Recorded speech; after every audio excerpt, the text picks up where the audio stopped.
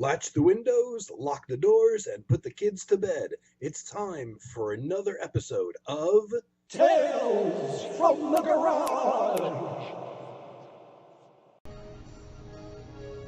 Hey folks, I'm back. Experiment number 2. Let's see if this records. This is only the second video that I'm attempting to film since my software here, my camera software, started acting a little wacky, and I recorded 2 videos, like a 30-minute one and a 40-minute one, and they recorded as soon as I clicked off the button to finish recording. I saw that it basically wiped out the video. That's very strange. Don't think it's really much to do with the computer, because there's very little changes going on in this computer. It's not a Windows 10, so I'm not getting constant updates for it. Really don't go on the internet with this one, hardly at all. Computer's mostly empty. So, it's only been probably a few days, but I've gotten into such a rhythm of doing videos that it feels like it's been a while since I did a video, and it hasn't really been that long, just a matter of days. I really thought of doing a video where I just talked and not necessarily about music, but I don't know how interesting that might be to people or not. Probably not. And so, I'm kind of reserving that for a future possibility. I was going to do another box sets video, but it dawned on me that that's something that I could do in the wintertime when I can't come out here in the garage and do videos. Because during the wintertime, when I can't do the random vinyl polls, I'm always kind of lost at what to do. So now I've got a few things lined up. I could do some random CD pulls from the things that just manage to land kind of on top of my computer desk, which are usually recent things that I've pulled out of the archives to put in my computer and listen to, and recent things that I bought. And usually when I'm done with them, I end up kind of just putting them on the shelf right on top of my computer in the bedroom. So it's always a random mix of stuff that's on there. So I might, that's one of the things I've got lined up for the future when I'm inside, when I'm stuck and I can't come out to the garage. And it's not as hot here as it is in many parts of the country, but I can't stand the heat all the same. It's probably the upper 80s, mid to upper 80s, but the humidity is just always, it sucks in Jersey, the humidity is always just way up there. And it's really muggy here in the garage, and I had the garage door open a little while ago, but it's too hot out there. The air does stay a bit cooler in here because I'm on the ground floor. But I definitely have the AC going in the main part of the house, and it's a little bit uncomfortable in here. I'd get a fan, but I don't have one. What can I say? I don't have a little small portable fan. I have a big floor fan, and I'm just not going to drag that from room to room. So one of the things I was going to talk about was the fact that for inspiration, I don't actually watch a lot of VC members' videos. There's quite a few channels. I mean, I have subscriptions to way too many channels. I think looking at my last count was 220 something. Now I don't watch, when a new video comes up on those, I don't necessarily go there and watch all of them. You can't keep, even not working, I can't keep up with that. I think the only VC videos that I watch, though, regularly are pretty much the people that comment, or the people that I know that watch my videos.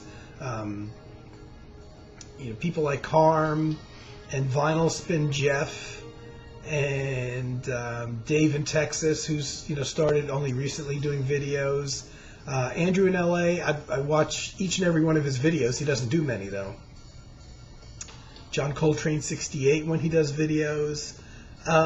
But a lot of my video watching doesn't have anything to do with the VC, and actually, oddly enough, a lot of those also inspire me to want to make videos, even though they don't have music content in them.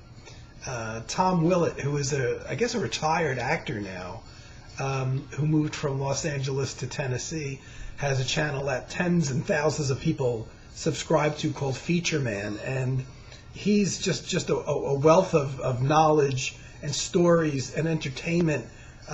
He does everything from financial advice to music demonstrations. He plays his piano at home, to how I make my videos, presentations, to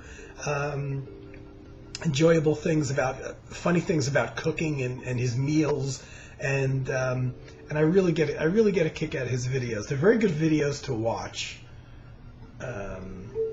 if you're feeling down, because they're always very lighthearted and a lot of fun.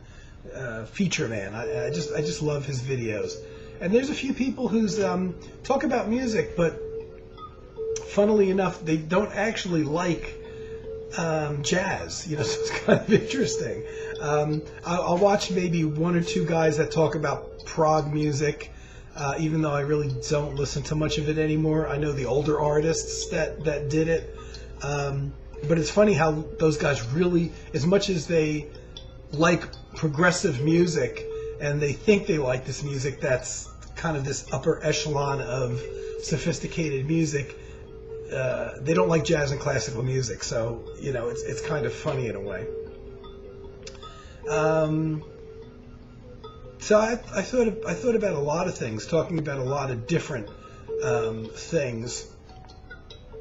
I went food shopping this week. That's my big thrill of the week. And I went and did my laundry. And playing in the car, I was listening to an MP3 disc that I made.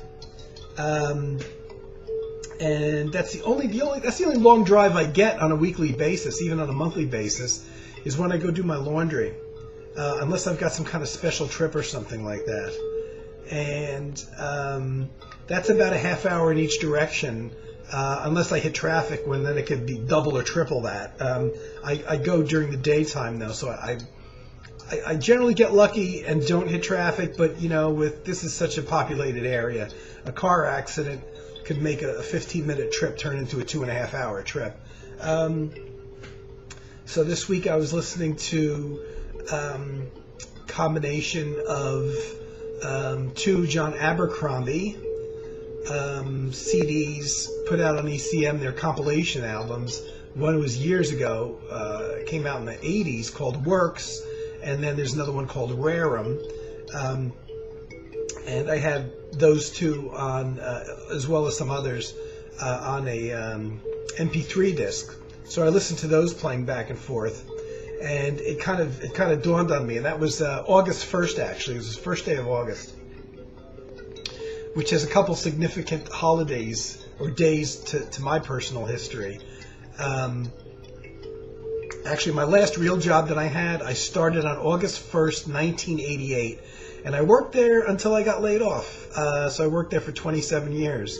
And that anniversary for 30 years would have been this past Wednesday, which is when I actually went and did my laundry over at my sister's house. So that was a kind of weird feeling, knowing that had I not lost my job, I would be there for 30 years. So I missed it by about 2.5 years, I guess. Something like that. Anyway.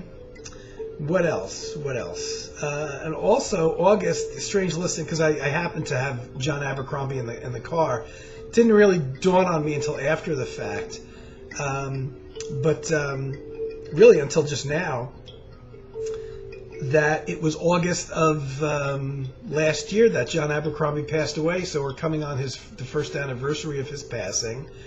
And oddly enough, in a day or two, if it's not out already, I think it's coming out in a couple days officially, is the John Abercrombie documentary on DVD. Now, I don't have any money to spend. I don't even necessarily know how I'm going to pay my taxes coming up soon, but I have to buy that DVD. I've got to get it. It's only 90 minutes long. I kind of wish they would have made it longer, because it does have performances of John Abercrombie, which is going to eat into a lot of the time. To be honest, I don't really need to see performances. There's so many here on YouTube, and there's certain DVDs of his performances as well as many CDs. I would rather have a straight documentary of just seeing him talk about his past, which is something you don't get to see. Maybe talk about his inspiration, maybe even see him in the studio creating something, or actually in his home, how does he write, kind of thing. I think I'd much rather see that than actually any performance, because to me, the time in the performance takes away from the documentary where you get to learn about the person. There's no shortage of John Abercrombie performances on disc. So when he passed away, the documentary had been filmed, but I guess it hadn't been edited yet at that point.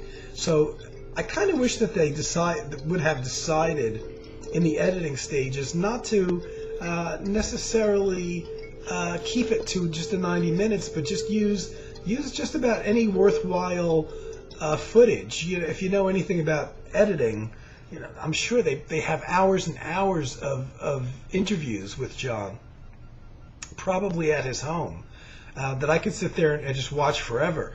And I think they really should have taken advantage and included those. I have a Philip Glass DVD, which is a 2 DVD set, which is just that. It's basically a documentary film on him, which a documentary film alone is probably 2 hours. And there's like another 3-4 hours or more of footage that they didn't use for the movie, but that were interviews with Philip Glass in his home, in his studio, with his wife, with other people that he worked with. And that's great. There's so much information there. It took me weeks to watch it. And when I was done watching it, I wanted to watch it again. It was so interesting. Just hours and hours of Philip Glass talking, and Philip is still with us even. To me, that was the way to do that kind of documentary. You have basically the basic documentary, and then you have all of the extra stuff, which people may or may not want to see. But I think a lot of people do want to see that, because obviously who buys it? It's the fans. So I don't know. I don't hold out a lot of hope that in the future they might decide to release some additional footage that didn't make it into the Abercrombie documentary, of just John being interviewed at home. I don't know. I don't know if that's going to happen. I get a feeling it won't. And it's a shame, because 90 minutes seems awful short to me. It's long enough for a movie, for a fiction movie. But I don't know, for a documentary, especially one that includes the music performances. And just here up on YouTube, there's quite a few interviews with Abercrombie too. Well, quite a few. There's a few, and a couple of them fairly in depth, at least like an hour long. And they're just interviews, pretty much, of him talking.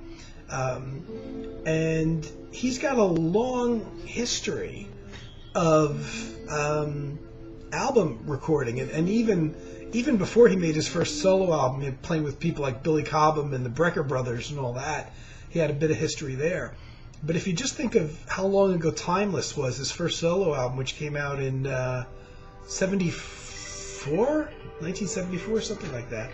And he never went through a period of not recording albums like some artists do. Some artists, or a lot of artists, have periods where they just, for whatever reason, lack of inspiration or whatever, they might lay off recording for 5 or 6 years, even if they do live performances.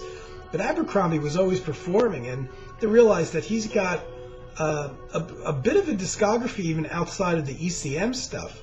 But even if you just look at his ECM output, even I don't have all of it. I'm missing some of the... I know I'm missing some of his Organ Trio albums. I think I only have one of those. I don't know if I have all of the recordings with his quartet with the violin player. I haven't picked up his last album even yet. He's got a lot, and yet I've got a ton of Abercrombie albums.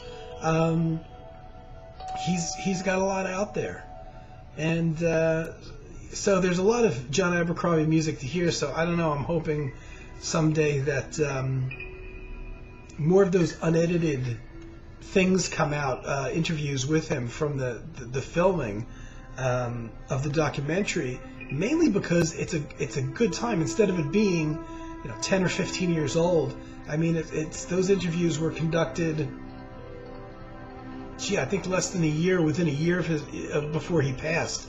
So it's fairly complete in terms of his career. Just like if you think of Edgar Foresta writing his biography and the biography of Tangerine Dream, which is again something I want to pick up, the book.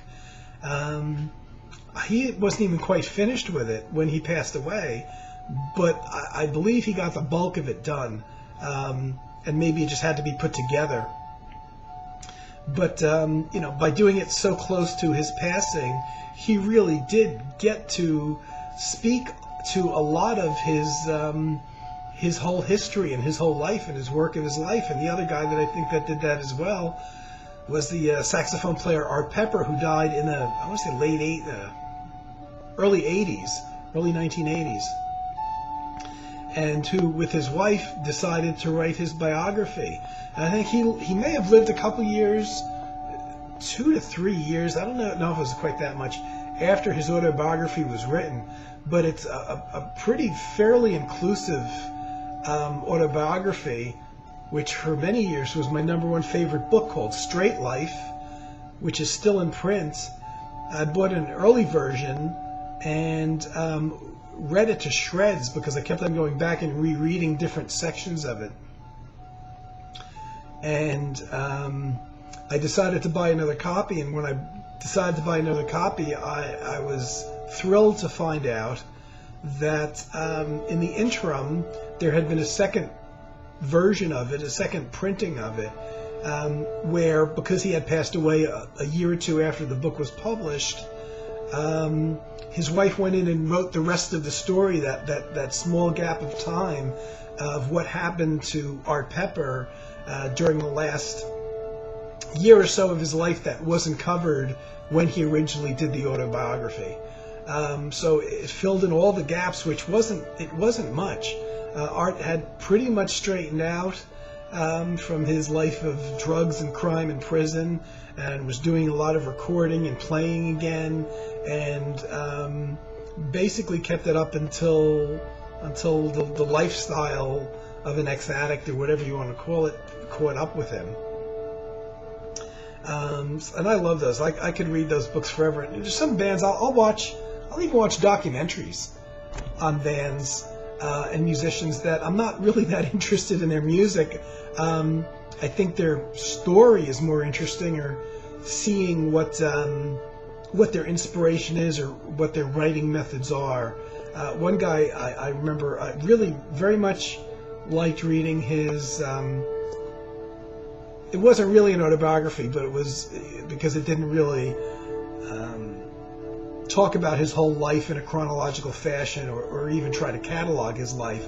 It was more like stories of his life. That was Frank Zappa wrote his own book, and that was full of interesting and funny tales. And I liked reading that because it came direct from the source. And again, that was written fairly late in his life. Though it wasn't supposed to be an all-inclusive thing, it was still an interesting read. And to me, he's more interesting to read as a person than he is as a musician. I really don't listen to much of his music. There's a period where I bought a whole bunch of his albums, but honestly, I don't listen to them very much. And I'm only really interested mostly in his instrumental music. But still a fascinating guy to read about, and a lot of musicians like that. And it's interesting what sometimes you could see in these documentaries on musicians, because one of the guys that I associate very closely with Philip Glass is Steve Reich, and I got into both of their music at the same time before the internet, before I knew these guys even were considered to be in the same bag as minimalists. I happened to discover albums of theirs in the late 1970s along with Terry Riley. And this is before I even had heard the term minimalism or knew that these three guys were tied in together. And I remember seeing a documentary on Stephen Reich, and it was interesting because he didn't come off that well. It's funny because he comes off as the total opposite of Philip Glass. Philip Glass does meditation. He's very calm, very philosophical, very relaxed, which was not necessarily what I was expecting with Philip Glass. I didn't know what to expect, but I didn't expect for him to be as mellow and grounded as he is. When I saw this, I don't have it on DVD, so I don't know if it's available on DVD or whether it was just like a PBS special that I saw on him or some documentary that I saw on Steve Reich. But he was kind of high-strung and uptight, and complete opposite, really, of Philip Glass. To me, he doesn't come off that well in the documentary, which was interesting because in a lot of ways, during a certain period of time, their music was coming from a very similar place, even though these guys were two very different people. So here's me just yapping on endlessly. If you're watching this, that means that the test worked and the computer's kind of stuttering. I can see the video freezes every once in a while, which it didn't not used to do. And I don't know, this computer was never used all that much that it should have problems. I bought this computer in here that I'm using even before I moved here. It's quite old. But I bought it primarily, actually only to have in my recording studio in my old house where I had set up my instruments and the mixer and everything in a very small bedroom. And I bought a computer specifically to record the music into. So even though I could get on the internet with it, I didn't do a whole lot of that. I have a selection of music in here, but nothing like the massive amounts that I put in my main computer of my library. It's just stuff for me just to have enough of a selection to listen to sometimes when I'm out here doing other things besides filming videos. So I got a small selection of music, but I don't have a lot of programs gobbling up space or anything like that. I pretty much have this reserved just for music. Probably the larger files on this computer are some old music files, and my latest batch of music I made with my other newer computer in my main room. So I haven't used this so much for music, though I will again in the future, because there's certain things I was thinking of recording some new music and probably doing it out here, because for some reason I can't transfer the audio files from one computer to the other. It's a little bit beyond my technical capability. When I've tried, it hasn't worked. So what happens is when I use one of my computers to record a new piece of music on, I have to do the entire piece of music in one computer. I can't start it in one and bring it to the other. So I had an idea musically, and I was possibly thinking of doing some of the drums that are off in the corner there. And I could piece by piece drag them into my bedroom, but it's very limited space there. Or I could simply leave them here, record the drums using this computer here, but that would mean that I would have to record all the other parts of the composition out here as well, which means, drag my instruments out here, which is probably a bit more difficult than you would think. It's not just a question of bringing the guitar out here, but it's bringing the guitar and the mixer and the boxes that are used on the guitar as well. And I have one really good keyboard, and that's in the other room, and I don't like to drag that back and forth too much. So who knows what's coming up? I don't know. I had an idea for some pretty abstract music, and I did want there to be some percussion in it, even if it doesn't have a beat or a rhythm to it. But I was thinking of doing it out here, which would probably mean I'd probably use some instruments that I don't regularly put into my music. Some small things, some percussion things, or just instruments that I have out here that for whatever reason I can't, or I tend not to bring into my main living space when I record my other music. So we'll see. We'll see how that goes. I have an idea for a very long Steve Roach Lookout kind of, one long piece, kind of very abstract thing, but quiet all the same. So I wouldn't call it ambient, but it would be a very low key but very abstract piece. And I've been thinking about it, but I've having trouble pushing myself into starting doing it for various reasons. One of them being because I should really get a job. I've really run out of money here, and the whole recording thing is it's a pain in the ass to set up and to do the sound levels and all that. It's such a long process before you can even press the record button to start. That that you've got to have a good chunk of time and not need to sleep or anything like that. But when you record, so as wonderful as the technology is, it still involves a whole bunch of setting up. And there's certain things that aren't automated, like recording sound levels and tuning up and stuff like that, which is always a pain. So anyway, I was debating whether or not I was going to do some vinyl pulls, but looking at the length of this, I decided, why would I at this stage? It's kind of long, and sorry for not having any real content in this one. This is part experiment, part me wanting to maybe for once in a while getting away from just talking about albums and talking about other stuff, even if it's music, maybe not just talking about specific albums that I'm randomly selecting or whatever. Okay, guys, hope this didn't bore you to death, or if it didn't, maybe helped lull you to sleep. I'll be back soon, and keep your fingers crossed that everything will continue to work. Okay, everybody, have a good rest of the day or evening or whatever time it is you're watching this. I'll see you soon. Tune in next time for more Tales from the Garage.